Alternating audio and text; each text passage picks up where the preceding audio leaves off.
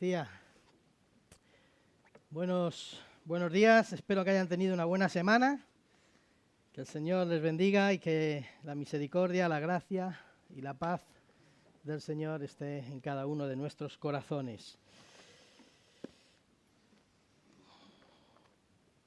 Estamos iniciando lo que conocemos como la Semana Santa y se llenará la televisión, bueno, cada vez menos, porque cada vez las televisiones pues cambian su programación más enfocada a gente no creyente que a gente creyente. Pero curiosamente este año, pues Televisión Española va a emitir una de las series más impactantes en Estados Unidos y en muchos países, que es Chosen, Los Elegidos. Y si no la has visto, aunque ya se va a estrenar pronto la 4ª temporada, pero lo que va a reponer Televisión Española es la primera temporada. Si no la has visto, pues te recomiendo que la veas. Creo que además la van a echar concentrada en esta semana que viene, o sea que seguramente se comience y se acabe en la propia semana, pero es interesante conocerlo, saberlo, porque será una de las pocas cosas que a lo mejor merece ver la pena en esta semana en televisión. Así que toma nota. Muchas películas y series nos hablan de la vida de Jesús. Unas se ajustan más o menos a la realidad de lo acontecido, especialmente cuando llega, como he dicho, cuando llega este tiempo de Semana Santa, pero nada como la palabra de Dios leída bajo la dirección del Espíritu Santo para entender lo que supuso para el ser humano la muerte y la resurrección de Jesús. Por la palabra podemos conocer todo lo que aconteció en aquellos últimos días en la vida de Jesús de Nazaret, antes de entregar su propia vida por nosotros. Si realmente te acercas a la palabra dejándote guiar por el Espíritu Santo, no solo estarás adquiriendo un conocimiento de la vida y obra de Jesús de Nazaret, sino que te estarás extendiendo a la propia palabra, es decir, al verdadero logos, al verdadero verbo del que nos habla Juan en el inicio de su Evangelio. Te estarás extendiendo al propio Jesús de Nazaret, haciendo que éste se encarne en ti, su carácter, su amor, su entrega, su pasión por las almas se hagan realidad en cada uno de nosotros. Al repasar la cronología de los eventos de la última semana de Jesús, tenemos que reconocer que es un tema que no se debiera solamente de estudiar una vez al año cuando llega este tiempo, cuando llega la Pascua. Deberíamos ser más conscientes del dolor, del sufrimiento y la entrega de nuestro Señor Jesucristo por amor a nosotros, para tener la mente centrada en las cosas eternas y no en las temporales. Allá por Navidad, hace unos meses atrás, leíamos un texto de Gálatas 4 y 5 que decía: pero cuando vino el cumplimiento del tiempo, Dios envió a su Hijo nacido de mujer y nacido bajo la ley, para que redimiese a los que estaban bajo la ley, a fin de que recibiéramos la adopción de hijos. Con este texto anunciábamos la Navidad y enseñábamos también que cuando se cumplió el tiempo que el Señor tenía establecido, su Hijo Jesús se hizo carne y habitó entre nosotros. Esos son palabras que solemos repetir, insistir, enseñar en Navidad. Pero Juan, el Evangelio de Juan, en el capítulo 19, versículo 30, dice: cuando Jesús hubo tomado el vinagre, dijo: consumado es. Del cumplimiento del tiempo para la venida de Jesús a este consumado es, se desarrolla la obra y el ministerio de Jesús de Nazaret. Pero este consumado es el se acabó, es el se concluyó, es la obra ya está realizada, ya está hecha, lo que vine a hacer ya se hizo. Este consumado de Jesús suponía que la ofrenda por nuestros pecados estaba satisfecha, que pasábamos de ser enemigos de Dios a amigos de Dios, gracias a esa muerte, a esa entrega voluntaria, a ese sacrificio en la cruz del Calvario.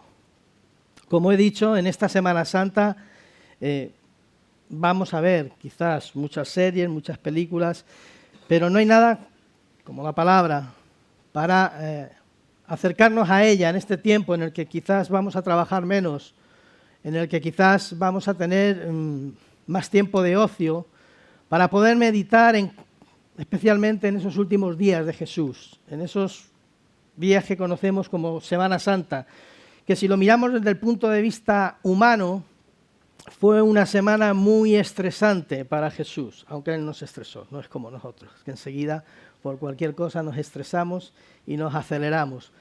Pero Jesús sabía marcar las prioridades, los tiempos para cada cosa y supo gestionar una semana tremendamente complicada para Él con la gracia y la misericordia también del Espíritu Santo. Recordaros que esa semana para Él la pasó como hombre. A veces pensamos, como era Dios, bueno, Dios, claro, es que Él era Dios, no, pero también era hombre. Y la pasó como tú y como yo, con sus emociones, con sus altibajos, pero supo gestionarlos. Y tenemos ahí imágenes que recordamos todos en Getsemaní, en el huerto, pasando una verdadera tensión, como describe Juan, en esa prensa de aceite, que es lo que significa Getsemaní, donde fue estrujado el Señor para llevar a cabo la voluntad del Padre. He querido dejaros hoy con esta predicación un resumen de lo que fueron los últimos días en la vida de Jesús, tal como lo recoge la palabra de Dios en los diferentes evangelios. No vamos a leer todas las citas, pero espero que te sirvan para meditar y repasarlas en casa durante esta semana, de forma tranquila, y que tengas tu propio devocional de Semana Santa en esta semana que iniciamos.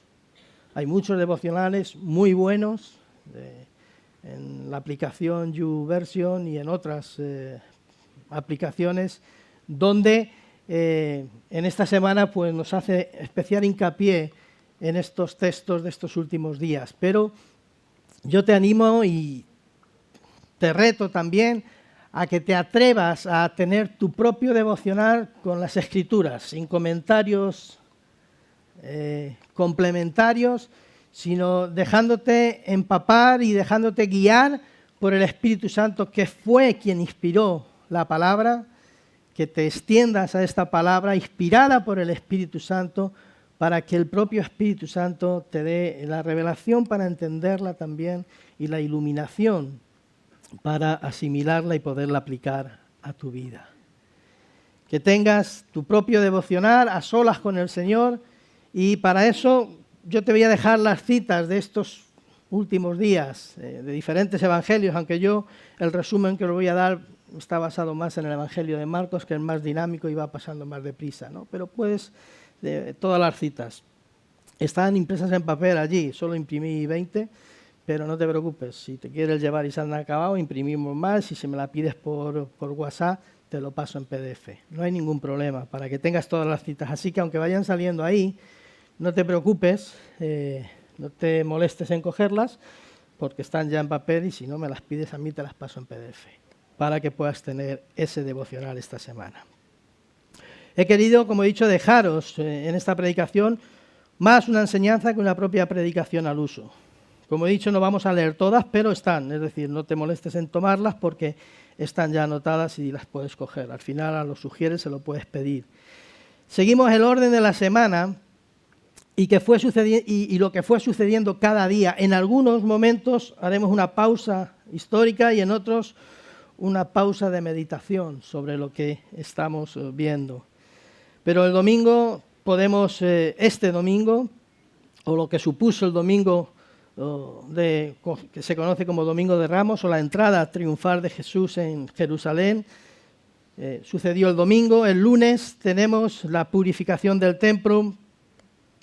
El martes Jesús enseña en el templo y responde a algunas preguntas. El miércoles Jesús descansa, es ungido por María y también sucede la confabulación para matarle. El jueves, la última cena, Getsemaní, traición de Judas y arresto de Jesús. El viernes, juicio, crucifixión y sepultura de Jesús. El sábado, Jesús en la tumba, y el domingo, la resurrección, las apariciones y a raíz de eso la ascensión también. Teniendo en cuenta estas referencias de los sinópticos, podremos ver lo que cada uno de ellos aporta a estos eventos y ver lo que Jesús vivió en esta última semana antes de morir. Podemos dividir esta semana en 5 puntos. Primer punto, la oposición, domingo y lunes, estaría ahí en ese apartado.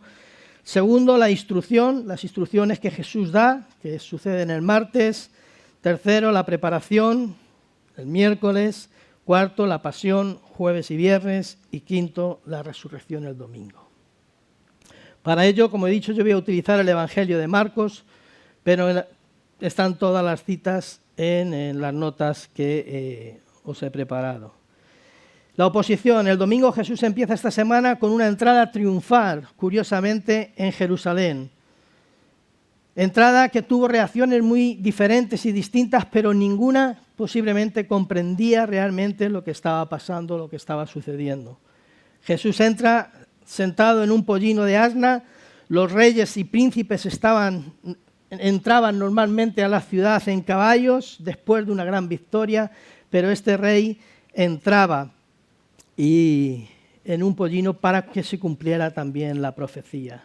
Este rey Jesús entra humildemente a la ciudad que iba a crucificarle, curiosamente, unos días más tarde. No venía a ganar una batalla, pero iba a obtener la mayor victoria para la humanidad. No le esperaba una corona de oro y de perlas, le esperaba una corona de espinas. No le esperaba gloria, le esperaba desprecio.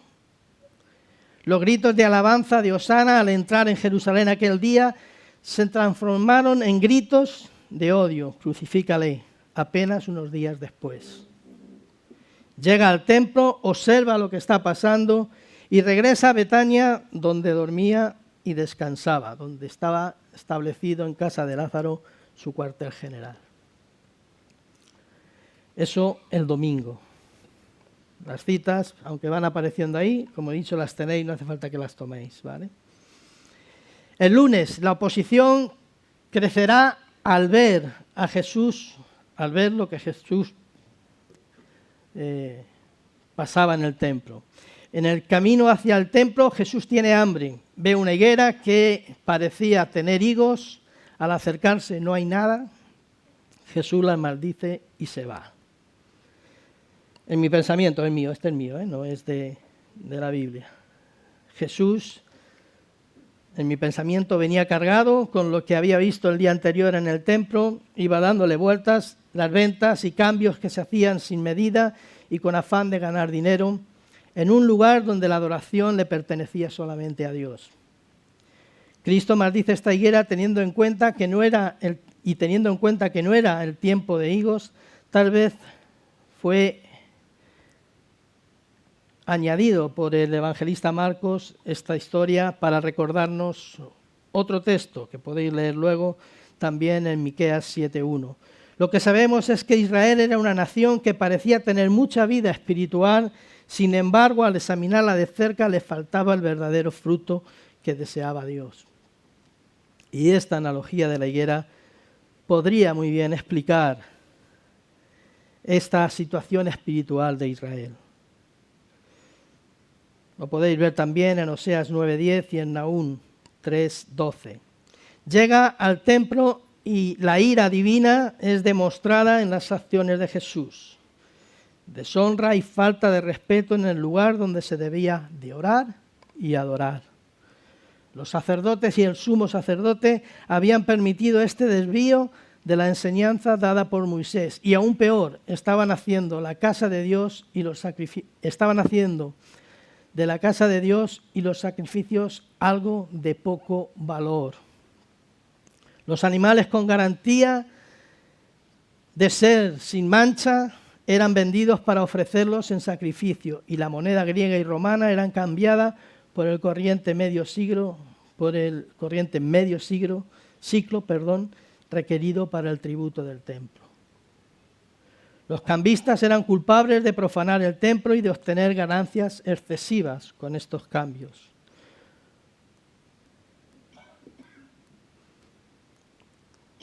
El caso es que esto a Jesús le levanta su furor y expulsa a los cambistas, expulsa a los mercaderes y se rebela contra esta situación.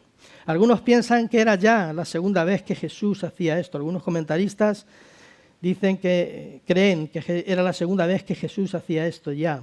Y para ello se refieren un poco a Juan 2, 13 y 17. Si esto fue así, aún mayor vergüenza que por segunda vez el Hijo de Dios tuviera que llamarlos la atención. Los sacerdotes, conociendo las Escrituras, escuchan la réplica de Cristo al mencionarles Isaías 56, 7 y Jeremías 7, 1, referente a que la casa del Señor era casa de oración. Menciones duras contra Israel. Esto conlleva a que los escribas y principales sacerdotes le quieran borrar del mapa. Aquí ya empieza, nos está cansando, nos está creando demasiados problemas ya y aquí en Jerusalén, ya no es en Canaán, ya no es en las diferentes ciudades de la Palestina de entonces, sino que ya en el propio Jerusalén se atreve en público a cuestionar lo que pasa en el templo y a cuestionar nuestras enseñanzas. Como he dicho, todo esto conlleva a que los escribas y principales sacerdotes le quieran borrar del mapa. La causa, según lo expresa Marcos, tenían miedo de que la doctrina de Jesús sea más convincente que la de ellos. Al terminar el día, Jesús vuelve a Betania, a casa de Lázaro, de Marta y de María, para descansar. Entramos en el martes. El martes es el día, en este día vemos enseñanzas a sus discípulos y a la gente dispuesta a escuchar en el templo. Volviendo a Jerusalén, vieron la higuera seca y Pedro recuerda lo que había pasado el lunes. Jesús aprovecha este momento para enseñar con respecto a la fe. Esta fe que mueve montañas al mismo tiempo que habla con respecto a la oración, que al orar debemos creer que lo recibiréis, les dice. Creed que lo recibiréis y os vendrá. Una enseñanza importante, porque a veces convertimos el rezo en una simple letanía, sin realmente creer incluso a veces lo que estamos orando. Pero vemos la importancia de la oración y les dice, aquello que creáis pidiéndolo, creyéndolo, lo recibiréis. Pero hay que creerlo y hay que pedirlo. Una buena lección para nosotros de no dudar de que Dios responde a nuestras oraciones cuando creemos que Él lo puede hacer, que aquello que para nosotros es imposible, que aquello que para nosotros nos queda lejos de poderlo conseguir en nuestras fuerzas o en nuestra mente o en nuestros pensamientos, para Él es posible. Los discípulos eran testigos presenciales de cada discusión que tuvo Jesús con los fariseos en estos debates y en estas preguntas. Ellos guardaban estas enseñanzas en sus corazones. Estando en el templo, recibe dardos de todos los puntos teológicos posibles. Si sintetizo o resumo, para no alargarme mucho, algunas de estas disputas que Jesús tuvo con los fariseos y escribas y saduceos. Ahí tenemos de dónde venía su autoridad, tenemos también la parábola de los ladrones malvados, tenemos enseñanzas acerca de los tributos, tenemos enseñanzas acerca de la resurrección, tenemos enseñanzas acerca de los mandamientos, tenemos enseñanzas acerca de su deidad, todo esto en Marcos, tenemos enseñanzas también acerca de guardarse de los fariseos y tenemos enseñanzas también de cómo ofrendar. Todo eso sucede en este día martes.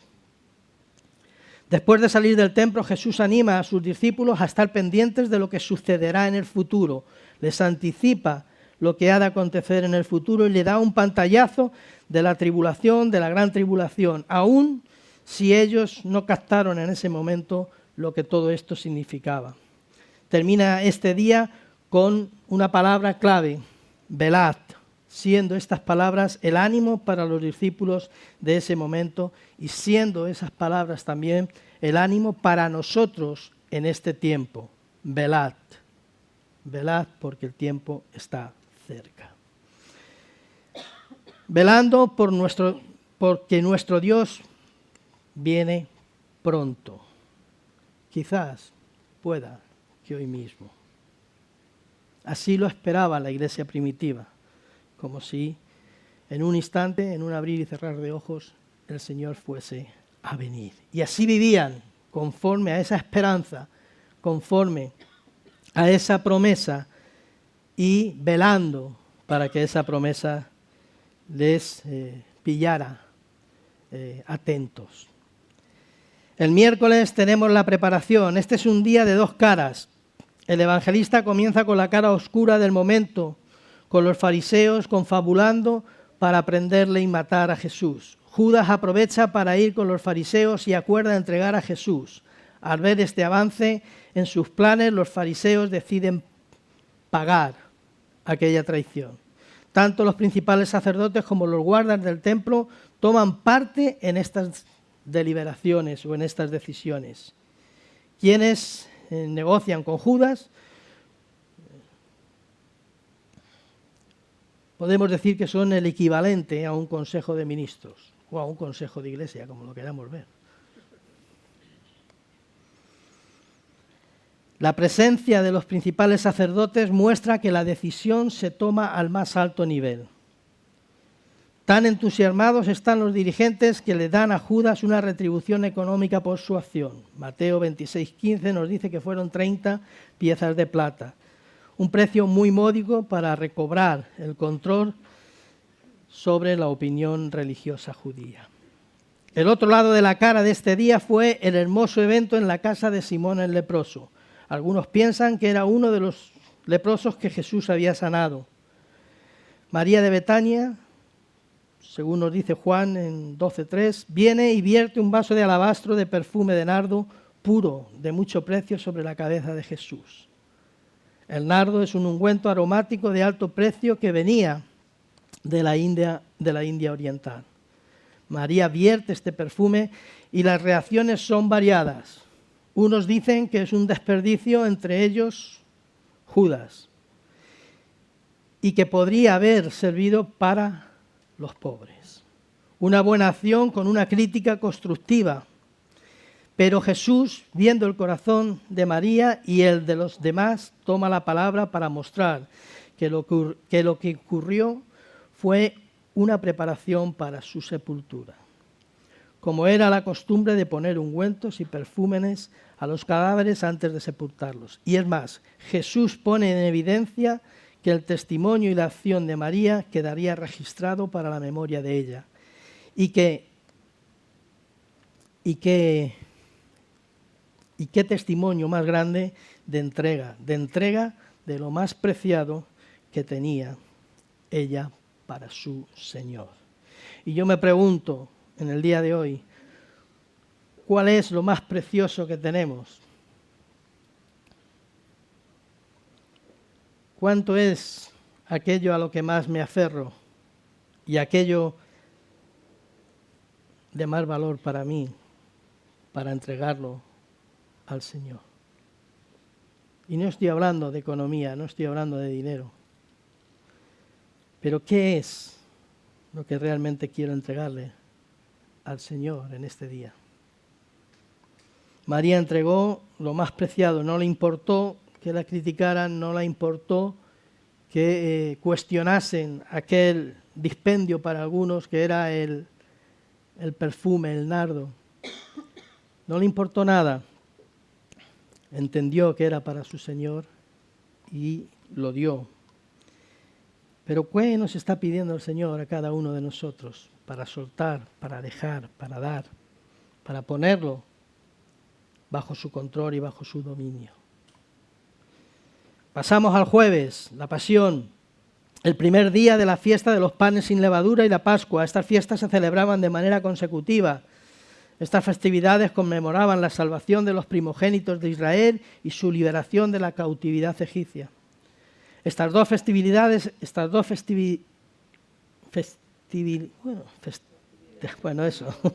¿me entendéis? Estaban tan cerca la una de la otra en el calendario que la expresión panes sin levadura podría aludir a la totalidad de la semana.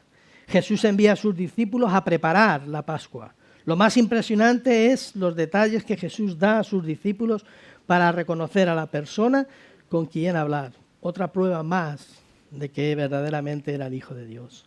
Entre tanto que cenan, Jesús anuncia que uno de ellos le iba a traicionar.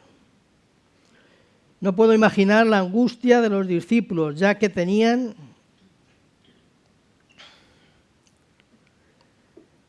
la propia presión de esa semana, más ahora el anuncio de que uno les iba a traicionar, ampliaba la ansiedad de los propios discípulos y apóstoles para decir, ¿quién será? ¿Seré yo? ¿O quién será el que le va a traicionar? En Mateo 26, 25, Judas hace la misma pregunta y la respuesta del Señor es clara. Tú lo has dicho. No se nos dice cuál fue la reacción de los discípulos a esta respuesta o si Judas estaba sentado tan cerca de Jesús que los demás no pudieron oír la respuesta de Jesús. Lo que sí dice el evangelista es que al salir Judas, Jesús instituye la cena del Señor y un nuevo pacto en su sangre, pacto que nos permite llegar al Padre, ya no por una sombra de lo que habría de venir, como era en el Antiguo Testamento, con las figuras y las sombras del tabernáculo y los sacrificios de animales, sino por la propia sangre del Hijo de Dios que sería derramada en la cruz del Calvario por cada uno de nosotros. Después de haber cenado, salen hacia el Monte de los Olivos y Jesús les previene que esta noche no sería pacífica como las otras y les anima diciéndoles que les vería después de resucitado.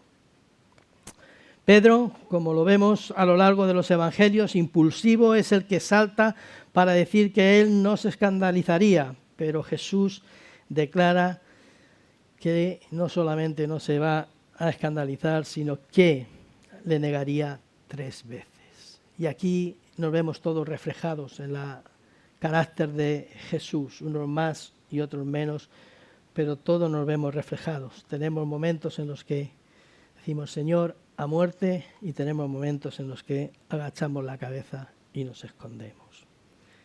Pedro también lo tuvo. Llegan a Getsemaní y el Señor se aparta para orar y vemos a Jesús otra vez orando. Si Jesús tenía necesidad de orar, ¿cuánta más necesidad de orar tenemos nosotros? Jesús llega a Getsemaní y el Señor se aparta para orar, llevando a los 3 más cercanos a Él. Jesús ora para que su comunión con el Padre no sea cortada por lo que vendría más adelante.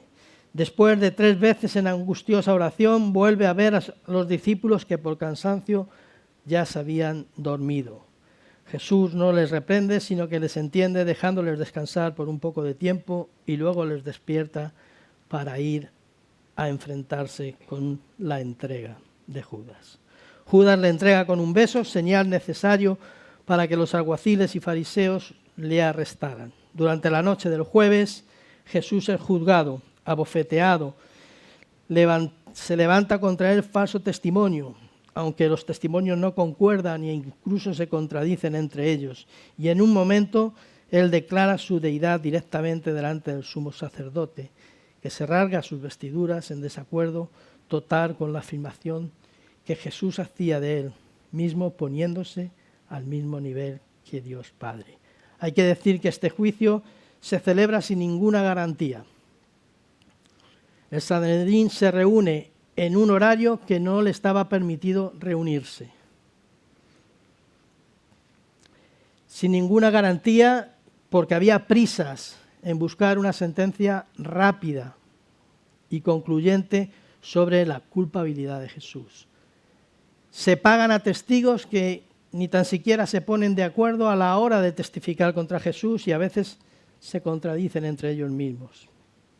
Fue todo un despropósito en cuanto a cómo fue celebrado este juicio sin ningún tipo de garantías.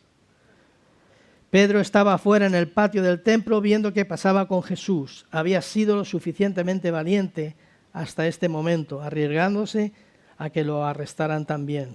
Pero justo en unos minutos oye cantar al gallo y se da cuenta que la había negado 3 veces. Llora amargamente pensando lo que había hecho o lo que había acontecido. El viernes, muy de temprano, los fariseos querían terminar, según ellos, lo más pronto posible. Llevan a Jesús delante de Pilatos, ya que ellos mismos no pueden sentenciar a muerte, no tienen el poder y la facultad de sentenciar a muerte, sino que solo la autoridad romana lo podía hacer, lo podía llevar a cabo.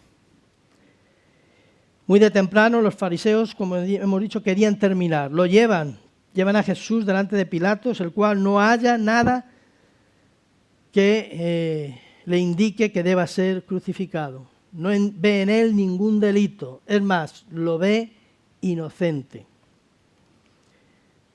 Para que no haya dudas en la historia, para que no haya ningún tipo de malos entendidos, la autoridad romana que tenía que sentenciar a Jesús a muerte no encuentra ningún mal en él. Es decir, se cumple que el inocente es entregado por los culpables. Después de sugerirles si querían que soltase a Barrabás, no sabía cómo quitarse aquella responsabilidad de encima y les propone que elijan, siguiendo la costumbre de las fiestas también, que elijan entre Barrabás, un homicida y ladrón, o entre Jesús, pensando que nadie quería ver en las calles a un asesino y a un homicida frente a la figura de Jesús. Pero a eso vino el Señor, a ocupar el lugar de nosotros, pecadores, homicidas y ladrones. Y ahí se ve también reflejada esa entrega de Jesús por nuestros pecados. El pueblo decide, los sacerdotes incitan al pueblo a pedir la liberación de éste y la crucifixión de Jesús. Aún dentro del atrio del pretorio, donde fue juzgado por Pilato, los soldados le quitan su vestimenta, le ponen otra y le tejen una corona de espinas. Lo golpearon, lo escupieron y le volvieron a poner la ropa que tenía antes y lo sacaron para crucificarle. Al ser festividad esa semana, mucha gente estaba en las calles de Jerusalén. Simón, venido de Cirene, fue tomado por uno de los soldados para llevar la cruz de Cristo. Llegando a un lugar llamado Gólgota, lugar de la calavera, lo crucifican y como a los otros reos le dan a beber una mezcla de vino y mirra. Lo prueba, pero no lo toma. Muchas profecías se cumplen en ese momento y sobre todo se cumple la mayor de ellas, la entrega del Hijo de Dios, la entrega que el Padre hace de su Hijo amado, Jesús, por cada uno de nosotros. Cristo expira en la cruz. Sus piernas no son quebradas, como era la costumbre hacerlo para acelerar el proceso de muerte y sufrimiento, cumpliéndose así también otra de las profecías sobre Jesús. El velo del templo se rasga en dos, de arriba hacia abajo. Debemos de tener en cuenta que el templo no estaba cerca de este monte. Entonces la pregunta era cómo escucharon que se rompió el velo del templo. Fue notorio, seguramente no a los que estaban en el Calvario, pero sí a los que estaban en el templo. Y se extendió la noticia de que ese velo del templo se había rasgado. El templo de Salomón tenía 30 codos de altura, según Primera de Reyes 6:2. Pero Herodes había aumentado la altura a 40 codos, de acuerdo a algunos escritos de Flavio Josefo, un historiador judío del primer siglo. No hay seguridad respecto a cuánto equivalía exactamente un codo a nuestras medidas de metros y centímetros, pero es válido asumir que este velo tenía cerca de 18 metros de altura. Vamos, que no era el visillo de una ventanita, era un buen velo. Josefo también nos dice que el velo tenía aproximadamente un grosor de 10 centímetros de espesor y que aún A 2 caballos atados a cada uno de sus extremos le era imposible rasgarlo. El estruendo, el ruido que el rasgado produjo tiene que haber sido impresionante para los que estaban cerca del templo. Tan impresionante que está registrado en la palabra de Dios, teniendo también en cuenta lo que este velo significaba, que separaba el lugar santísimo, donde solo podía entrar el sumo sacerdote una vez al año para la expiación de los pecados. Este velo se rasgó, anunciándonos a todos que el paso a ese lugar santísimo era abierto por Jesús, que el velo se abría para que tú y yo pudiéramos tener una relación personal y directa con el Señor. Solo Cristo pudo hacer eso, solo Cristo nos ha abierto ese camino, ese lugar santísimo, a esa intimidad con Dios que a veces no valoramos, que a veces desatendemos o que a veces no somos conscientes que es la fuente de vida para nosotros como creyentes. Ese lugar santísimo donde yo estoy en intimidad con el Señor, donde no preciso ni de pastor, ni de sacerdote, ni de intermediario humano para poder tener esa relación, porque Cristo rasgó el velo, abrió el camino para reconciliarnos con Dios. Llega la noche y José, de la ciudad de Arimatea, rico, pide el cuerpo de Jesús a Pilatos para sepultarlo en un sepulcro nuevo. Lo envuelve en una túnica, como era la costumbre, lo pone dentro de la tumba, rueda la piedra, tapa la tumba y se va. María y María Magdalena estaban presentes en esos momentos. Y llega el sábado, es un momento de silencio para los discípulos. Temerosos, se refugian en el aposento alto y temerosos de qué va a acontecer ahora que el maestro no está. Los fariseos, con temor que los discípulos le jugaran una mala pasada, deciden apelar a Pilatos para que selle la entrada a la tumba y ponga guardias, por si acaso a los discípulos se les ocurría robar el cuerpo de Jesús. Pensaban, ellos sí recordaban que Jesús había dicho que al tercer día resucitaría, y pensando que los discípulos podían maniobrar para engañar y decir que se había cumplido lo que Jesús mismo había anunciado, pide que pongan esta guardia. Pero llega el domingo, la resurrección. El domingo es el final tan esperado para todos, y especialmente para todos nosotros que lo vemos ya desde una perspectiva de todo cumplido, ¿no? Pero había que estar allí, había que estar en Jerusalén en esos días, ¿no? Tenemos un buen ejemplo en ese camino a Emaús, donde iban los dos caminando y todas las cabalas que iban haciendo, ya se iban a su casa otra vez, a lo que habían estado haciendo antes. Al ponernos en el lugar de los discípulos con tantas preguntas sin contestar, sin saber realmente si el Cristo que dijo que resucitaría, lo haría en verdad. Ahora, como he dicho, somos privilegiados en tener todos los eventos y debemos meternos en los pantalones, o mejor dicho, en las túnicas de los discípulos, también aprendiendo a comprenderles desde su punto de vista, como todo buen estudiante de la palabra de Dios. Hay que ponerse en el lugar de los que estaban viviendo, hay que ponerse allí para entender muchas cosas. Vemos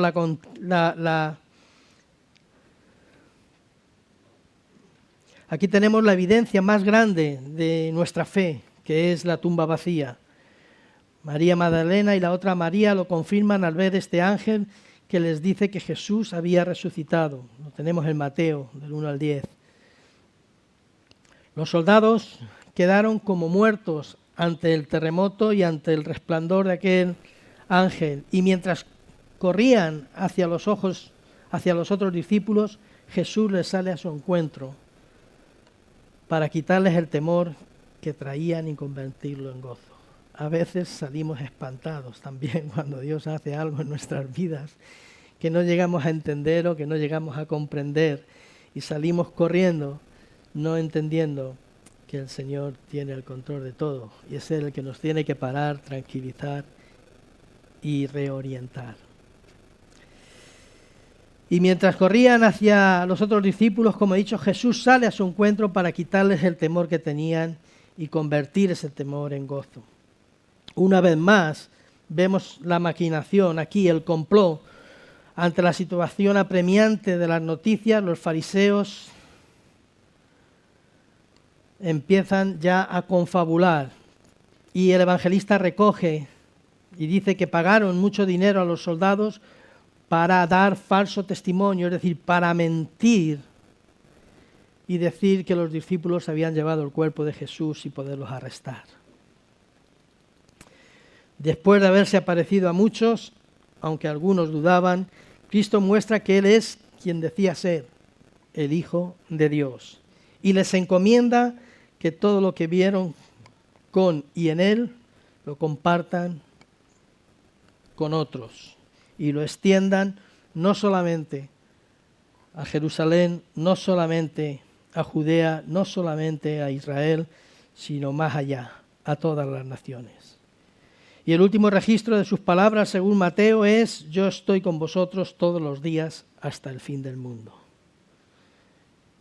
Y esta es nuestra seguridad, nuestra garantía, que así como en Él se cumplieron todas las profecías que sobre Él se habían hecho, pero no solamente eso, sino que también se cumplieron todas las profecías que Él mismo había anunciado, también esta se cumple, que Él está con nosotros todos los días hasta el fin del mundo. La vida de Cristo, su sacrificio, su entrega, son incomparables. Tan incomparables que fueron registradas en su palabra y millones de personas han leído esto a través de los siglos. Pero no solamente eso, la obra de Cristo, su muerte y su resurrección ha cambiado y transformado a millones de personas que se han extendido a esa palabra, no al texto, sino a esa palabra, a ese logos, a ese verbo encarnado, se han extendido hacia Él y sus vidas han sido cambiadas, transformadas. La obra de Cristo cambió el rumbo de la historia, pero también puede cambiar el rumbo de nuestra propia vida, en tanto en cuanto nos dejemos guiar y gobernar por Él. Esta semana es un buen momento para valorar la obra de nuestro Señor Jesucristo y evaluar cuánto de su ejemplo, cuánto de esta palabra, de este logos, de este verbo encarnado se ha hecho realidad en nosotros. Y cuánto falta para que la obra de Dios, a través de su Espíritu Santo, continúe en cada uno de nosotros. Necesitamos que Dios continúe su obra, porque Él vive, Él está vivo y obra a través de su Espíritu Santo en cada uno de nosotros.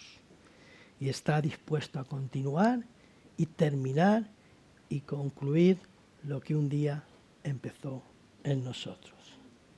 Que la última semana de Cristo sobre la tierra marque, al recordarla, al leerla, al repasarla durante esta semana en tu casa, marque en mi vida en un devocional aún más profundo, en una devoción aún más profunda, y que su vida se vea reflejada en mí. Padre, te doy gracias en esta mañana. Gracias porque no fue una semana fácil para ti, Señor.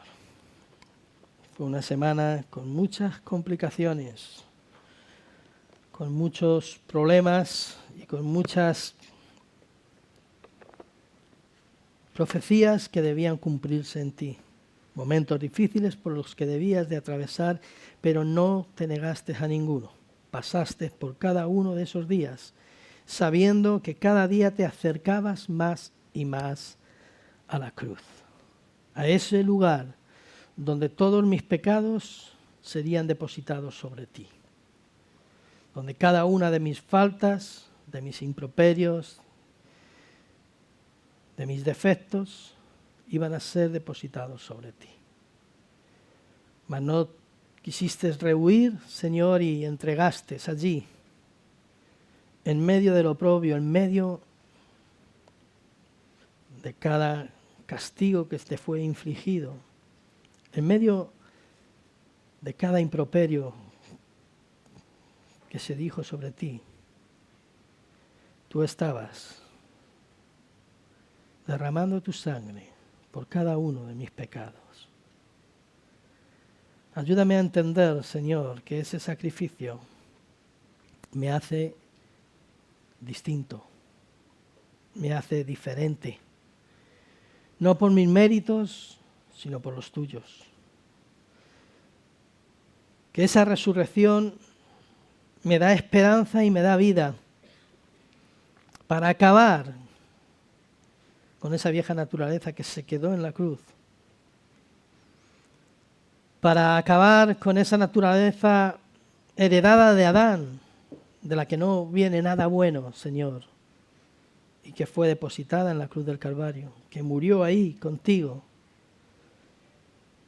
y que esa resurrección me hace partícipe de esa nueva naturaleza, heredada de ti, de Cristo Jesús, como mi Salvador, como mi Señor, y que me da el poder para vencer y resistir al pecado. Padre, te doy gracias por ese sacrificio de tu Hijo amado. Jesús, te pido que continúes la obra que un día empezaste en cada uno de nosotros. Espíritu Santo, tenemos necesidad de que tú sigas obrando en nuestros días, de la misma manera que Jesús obró cuando estaba físicamente presente, Señor, con sus discípulos. Tú eres la presencia real de Dios para la iglesia y eres la presencia real de Dios para mi vida. Te pido, Dios, que continúes lo que empezaste y lo termines. En el nombre poderoso de Jesús. Amén. Hermanos, hermanas, querida iglesia, que tengan una Semana Santa llena del Espíritu Santo. Oramos como un pueblo unido. Los miércoles a las 10:30 y a las 7 de la tarde.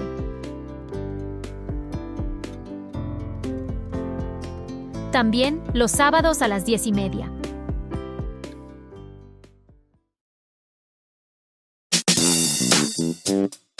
Reunión joven. Los sábados a las 6:30.